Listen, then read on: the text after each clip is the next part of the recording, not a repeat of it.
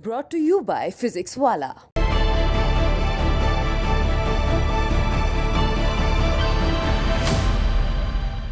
हम कतरा होकर तूफानों से जंग लड़ते हैं। मुझे इस समंदर को बचाने की जिम्मेदारी है।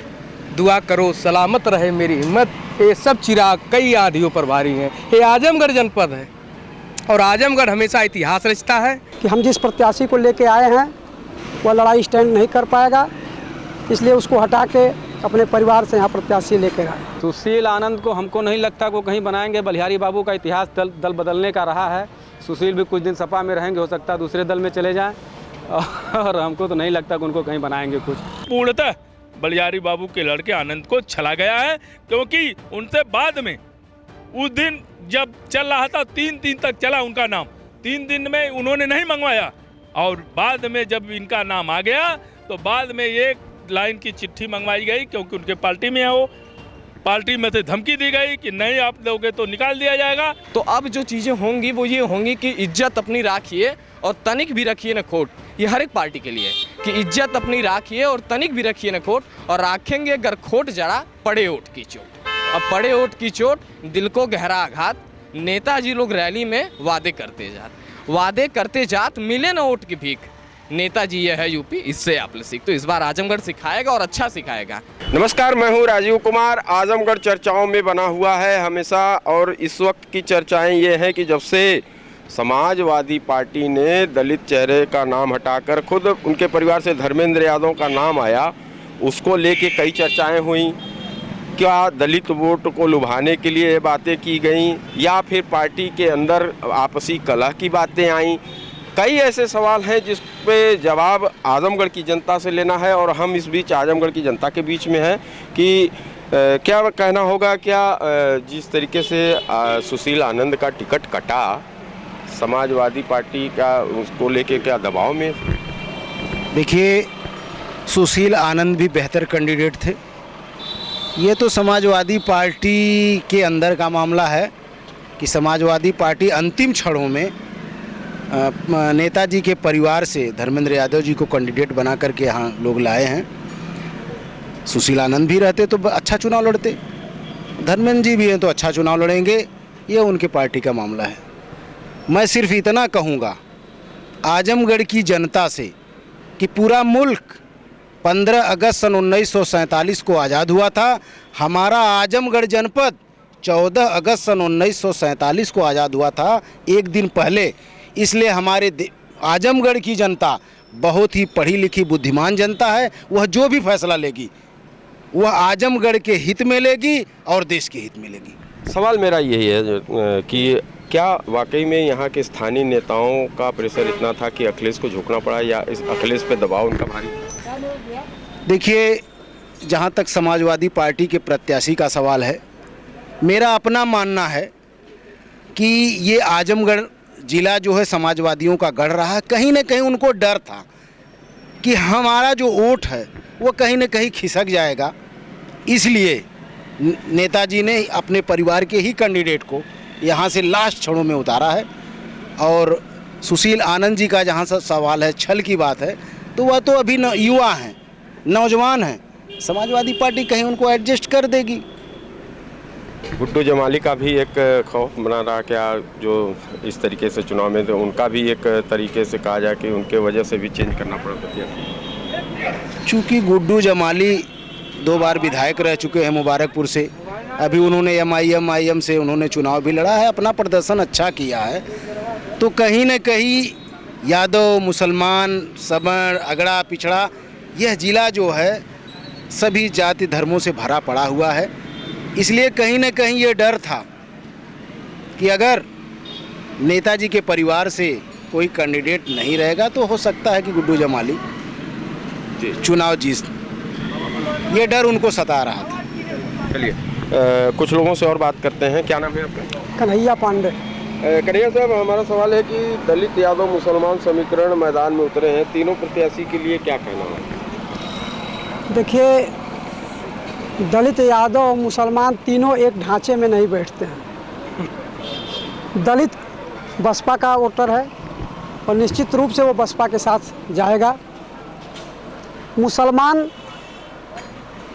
पिछली बार जिस तरह स्पष्ट रूप से सपा के साथ था विधानसभा चुनाव में, इस बार उसका रुझान बसपा के साथ लग रहा है। जगह जगह यही सुनने में आ रहा है कि नहीं, जमाली के साथ हम लोग जाएंगे। अब आखिरी दिन तक क्या होगा ये वोटर ही तय करेंगे। जहाँ तक यहाँ प्रत्याशी बदलने की बात है समाजवादी द्वारा, तो समाजवादी को यह भय था निश्चित रूप से कि हम जिस प्रत्याशी को लेके आए हैं वह लड़ाई स्टैंड नहीं कर पाएगा, इसलिए उसको हटा के अपने परिवार से यहाँ प्रत्याशी लेकर आए। क्या खेल हो गया सुशील आनंद सर? खेल वही हो गया, हारने का डर। वो उनको लगा कि दलित इनके नाम पर जाएगा नहीं और मुसलमान भाग रहा है तो हमारी लड़ाइयाँ ख़त्म हो जाएगी। यहाँ समाजवादी का परंपरागत यहाँ वोट रहा है, 10 विधानसभा उसकी रही है, तो उसको यह डर था कि हम हार जाएं, हारेंगे ही नहीं, बुरी तरह हार जाएंगे। इस डर की वजह से उन्होंने अपने परिवार के सदस्य को यहाँ ले आया कि नहीं, हमारा मान सम्मान इज्जत बचा रहे, इसलिए प्रत्याशी बदला गया। एक तरह से और एक सवाल है कि क्या लोकल यहाँ के स्थानीय नेताओं का दबाव अखिलेश पे ज़्यादा है? निश्चित रूप से दबाव था। इस जिले की 10 विधानसभा सीट समाजवादी पार्टी की है, जीती है, तो उन लोगों ने भी अपने शीर्ष नेतृत्व पर यह दबाव बनाया कि जिस प्रत्याशी को यहाँ दिया गया है वो कमज़ोर प्रत्याशी है, वो लड़ाई स्टैंड नहीं कर पाएगा, इसलिए आखिरी क्षणों में यहाँ धर्मेंद्र यादव जी को लाया गया। चलिए, शुक्रिया। धन्यवाद। क्या नाम है भैया? प्रदीप यादव। यादव साहब, अब आप ये बताइए कि दलित यादव मुसलमान समीकरण ही यहाँ पे हावी है? देखिए, आजमगढ़ सेकुलर जिला है, धर्मनिरपेक्ष जनपद है, जहाँ गंगा जमुनी तहजीब मानी जाती है, जहाँ दत्तात्रेय दुर्वासा चंद्रमा ऋषि की तपोभूमि है, जहाँ बड़े से बड़े महापुरुष, साहित्यकार, राजनीतिक, समाज सेवी, क्रांतिवीर उस जनपद में पैदा हुए। आज उस धरती पर की राजनीति एक दलित पिछड़ा माइनॉरिटी से मतलब नहीं है। मतलब हम कहाँ तक सेकुलरिज्म का पालन करते हैं, कहाँ तक धर्मनिरपेक्ष को रोक सकते हैं। हमारी लड़ाई विकास की है, विकास की लड़ाई है, जो कि विकास आज हमसे बहुत दूर हो रहा है। महंगाई बढ़ रही है, लेकिन हम लोग आजमगढ़ के लोग करें क्या? हम कतरा होकर तूफानों से जंग लड़ते हैं, हम कतरा होकर तूफानों से जंग लड़ते हैं। मुझे इस समंदर को बचाने की जिम्मेदारी है। दुआ करो सलामत रहे मेरी हिम्मत, ये सब चिराग कई आंधियों पर भारी हैं। ये आजमगढ़ जनपद है और आजमगढ़ हमेशा इतिहास रचता है, चाहे कारगिल का युद्ध हो, चाहे आज 1857 का इतिहास हो, चाहे देश का प्रथम परम वीर चक्र आजमगढ़ के नाम से आया था, वीर चक्र आजमगढ़ के नाम से आया था, सौदागर सिंह के नाम से। यहाँ तो चंजीत यादव सांसद हुआ करते थे, राम नरेश जी हुआ करते, मौसिना किदवई हुई, संतोष सिंह हुए, मुलायम सिंह भी रहे और अखिलेश यादव भी रहे। हमको नेतृत्व देखना है, कौन नेता हमारा संसद के अंदर हमारी बात उठाएगा। अब हम ये नहीं कहें कि वहाँ जाने दीजिए उस चीज़ को। तो धर्मेंद्र जी आ गए प्रत्याशी के रूप में।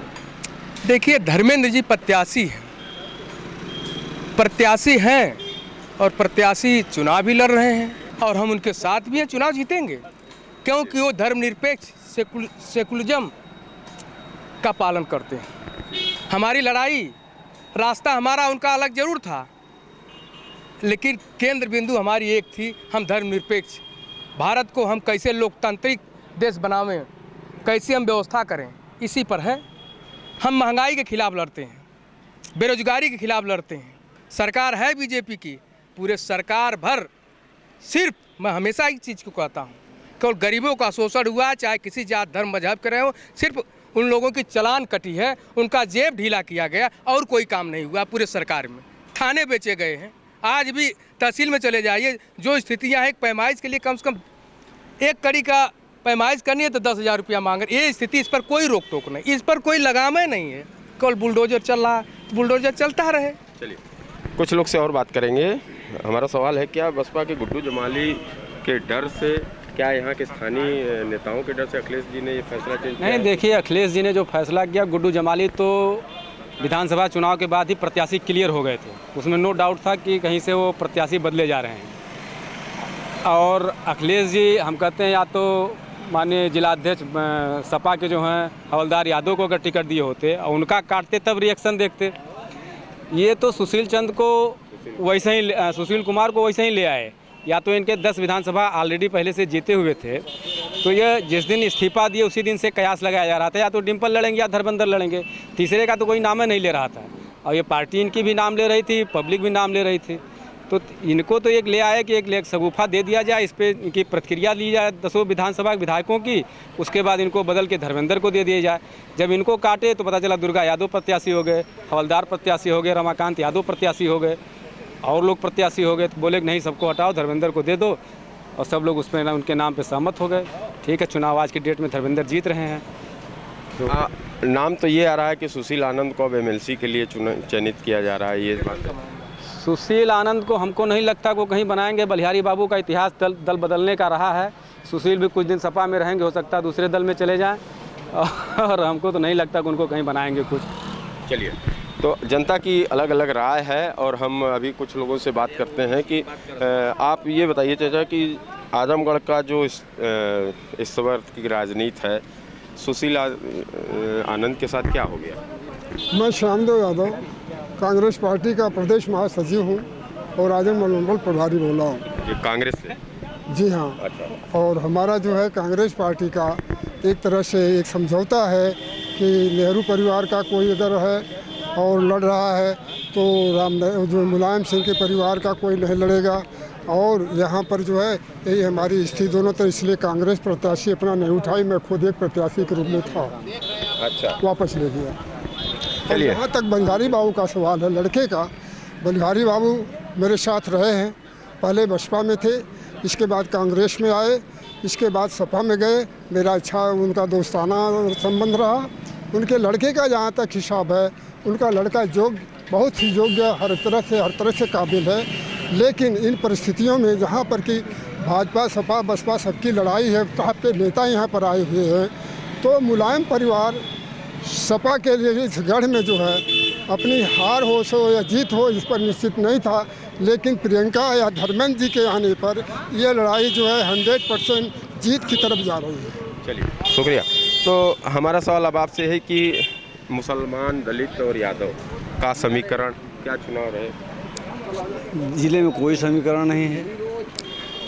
ऐसा है कि दलित जो है हमेशा बसपा का रहा है, चाहे जो भी कहे हमारा है, कभी किसी का हुआ नहीं। और मुसलमान की स्थिति यह रही कि मुसलमान आखिरी समय तय करता है कि हम कहाँ जाएंगे। अभी उनका कोई डिसीजन है नहीं। ज़्यादातर झुकाव बसपा की तरफ है मुसलमानों का।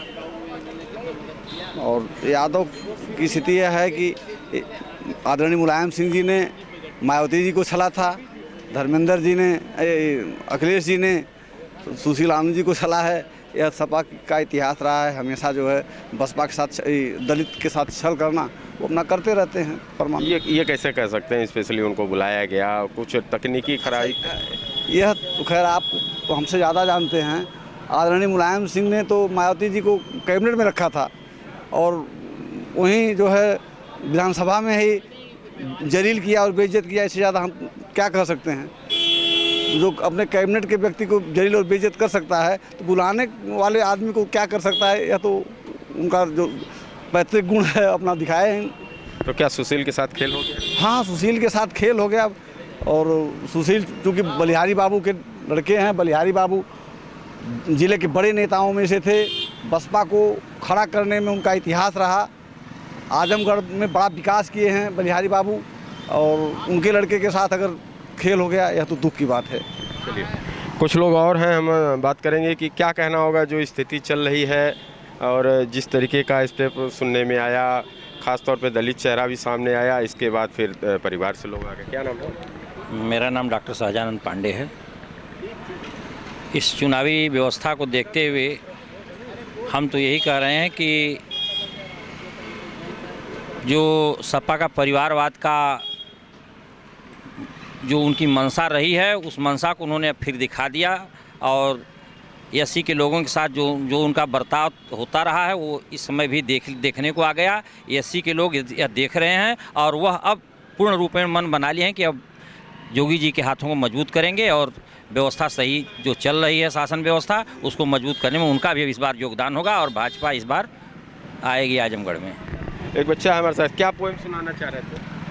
देखिए, मेरा नाम अनुराग पांडे है। यहाँ पे जी आपने भी सवाल लेके आया, पूरी तरीके से बातें हुई, लेकिन मुझे ये कहते हुए बड़ा दुख हो रहा है कि यहाँ किसी तरीके की शिक्षा की बात किसी ने नहीं, एक नाम तक नहीं लिया गया। देखिए, मैं एक स्टूडेंट हूँ, युवा हूँ, मुझे जो चाहिए वो शिक्षा, सुरक्षा, स्वास्थ्य है, लॉ एंड ऑर्डर की बात हो और चीज़ें हों, वो पिछली सरकारों में जैसी रही। अब क्या सरकार ने तो यूनिवर्सिटी खोल दी, प्राइमरी स्कूल भी बगल में है, चल के देख लीजिए क्या हो रहा है वहाँ पे। मैडम जो स्वेटर बुनाई करती हैं और क्या करती है। प्राइमरी स्कूल में को मॉडर्न बना दिया गया। अरे मॉडल तो हर जगह बना हुआ है, मॉडल तो हर चीज़ों का है। मॉडल तो यहाँ भी है कि पार्किंग कहाँ होनी चाहिए, कहाँ नहीं होनी चाहिए। देखिए, ये रही बात जनता की बात आप ऐसे नहीं पाएंगे। मैं कवि हूँ, मैं आपको बता रहा हूँ 4 लाइनों में, और मुझे लगता है कि जैसा कि चाचा ने बताया कि नहीं, चीज़ें बदल रही हैं, लोग पढ़े लिखे हो रहे हैं, तो हो सकता है कि स्थितियाँ आप बदलें। तो अब जो चीज़ें होंगी वो ये होंगी कि इज्जत अपनी राखिए और तनिक भी रखिए न खोट। ये हर एक पार्टी के लिए है कि इज्जत अपनी राखिए और तनिक भी रखिए न खोट, और राखेंगे अगर खोट जड़ा पड़े ओट की चोट। अब पड़े ओट की चोट, दिल को गहरा आघात, नेताजी लोग रैली में वादे करते जात मिले न ओट की भीख। नेताजी ये है यूपी, इससे आप लोग सीख। तो इस बार आजमगढ़ सिखाएगा और अच्छा सिखाएगा। राजनीतिक समीकरण, जातिवाद पे बात करके देश नहीं चलता है। नेहरू, गांधी और फलाने ठिकाने को कोसने से मामला नहीं आगे बढ़ेगा। हम में से कोई बन के आए आगे, तब किसी पार्टी ने यहाँ से नहीं जनप्रतिनिधित्व उठाया। क्यों? आजमगढ़ में प्रतिनिधित्व की क्षमता है ही नहीं। तो बस इससे ज़्यादा और मैं कुछ नहीं कहना चाहता। चलिए, स्थानीय मुद्दा है, स्थानीय प्रत्याशी को लेके है। क्या आपको लगता है कि सुशील आनंद के साथ खेल हो गया? नहीं भाई, उनका तो पहले नाम ही नहीं थे, बाद में तो सपा वाले ने तरह तरह का नाम दिया, कैसे बताया जाए? जब तक कंफर्म ना हो, लोगों ने उड़ाया, तो उसके लिए क्या किया जाए? पूछो बाबा, हम बताएंगे। और बताइए, पूछिए क्या है? नहीं, यही है जो सामयिक मामला चल रहा है, उस पर बात करेंगे। नहीं, एक चीज़ ये है कि अभी तो उन्होंने, सपा वाले ने कंफर्म नहीं किया था, तो कैसे कर दें? अरे कुछ मेरा मकान जी का नाम आया, इनका आया, उनका आया, अब वो क्या हुआ? तो वो बातें खत्म हो गई। तो अब तो जो इलेक्शन में लड़ रहा है, जो पर्चा दाखिल है, उसकी बात करिए ना। पीछे क्यों जा रहे हैं मुड़ करके? नहीं, सुशील आनंद के साथ क्या खेल हो गया? अब वही जानेंगे, हम क्या जाने। कुछ लोग हैं बताना चाहते हैं, और हम बात करेंगे कि आप ये बताइए कि जो आजमगढ़ का खेल चल रहा है, पहले तो हम ये जानेंगे क्या खेल हो गया सुशील आनंद का। देखिए, मैं आपको बता दूं कि जनता ने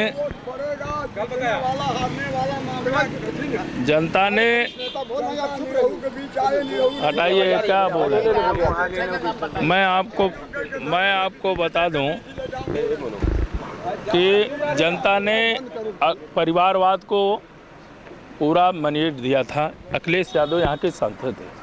अगर अखिलेश यादव जी यहाँ रहते तो आज चुनाव की स्थिति नहीं आती, लेकिन आजमगढ़ को छल करके उन्होंने यहाँ से चले गए। दूसरा, इन्होंने देखा कि आज एक बड़े नाम के बेटे को इन्होंने पहले बुलाया। बुलाने के पहले इनको नहीं पता था कि उनका नाम है या नहीं है। अब मैं वोटर हूँ, अपने घर पे नहीं हूँ, ये मुझे पता नहीं है। ऐसी गलती मुझे नहीं लगता कि बलिहारी बाबू के बेटे ने की होगी, लेकिन हाँ, बुला करके उनका नाम उछाल करके एक इनका सर्वे चला कि क्या दलित हमारे में फिट होता है कि नहीं। इसके बाद इन्होंने देखा कि नहीं, फिर भी यहाँ पे सीट हम हार रहे हैं, तो इसलिए इन्होंने अपने भाई को भेजा कि कहीं न कहीं हम इस सीट को बचाएंगे। मैं आपको बता दूं, अभी देखा होगा कि जनता यहाँ से गुजर नहीं सकती है गाड़ियों से, लेकिन उनके पूरे गाड़ियों में हूटर बज रहा था और पूरे काफिले के साथ आचार संहिता का उल्लंघन करते हुए जा रहे हैं। ऐसे प्रत्याशी जहां पर आदर्श आचार संहिता के लोग दुआई देते हैं, ये लोग पूरा हूटर बजाते हुए यही कलेक्ट्रेट से गुजरे हैं। अब मैं आपको बताता हूं कि इसमें इनके ऊपर आचार संहिता उल्लंघन में FIR होनी चाहिए। चलिए, हमारा सवाल जो सब्जेक्ट मैं आपको बता दूं कि पूर्णतः बलिहारी बाबू के लड़के आनंद को छला गया है, क्योंकि उनसे बाद में उस दिन जब चल रहा था 3 दिन तक चला उनका नाम, 3 दिन में उन्होंने नहीं मंगवाया, और बाद में जब इनका नाम आ गया तो बाद में 1 लाइन की चिट्ठी मंगवाई गई, क्योंकि उनके पार्टी में है, वो पार्टी में से धमकी दी गई कि नहीं आप दोगे तो निकाल दिया जाएगा। इसलिए बेचारा मजबूरी में उसने 4 लाइन का उन्होंने पत्र लिखा कि नहीं, मेरा नाम यहाँ नहीं, 2 जगह से। इस संदर्भ में अगर 2 जगह से नाम संदर्भ में यूपी तक ने जांच पड़ताल की।